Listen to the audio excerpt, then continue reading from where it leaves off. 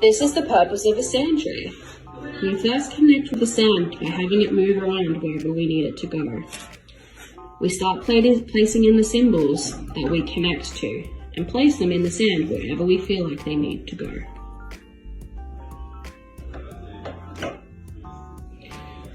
For those who are tactile defensive, we do have spoons available to help them connect to the sand in a way that's appropriate for them.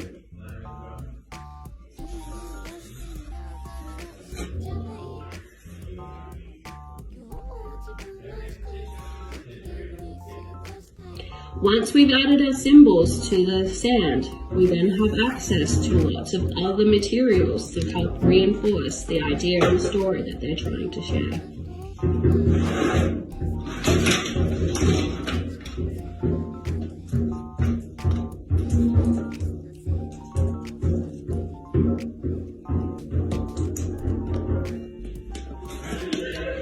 Sand tray is a way to help share our story without actually using our words.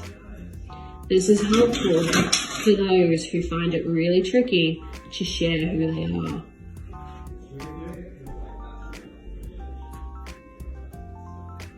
Each of the symbols means something different for each of the person who puts in the sand. Each different symbol that they place in holds meaning.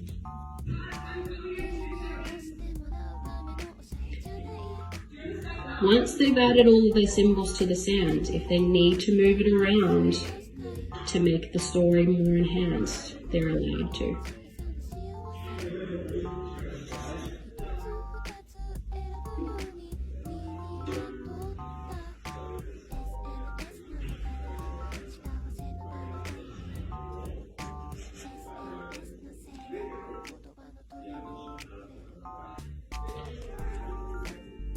So what do we think is going on here?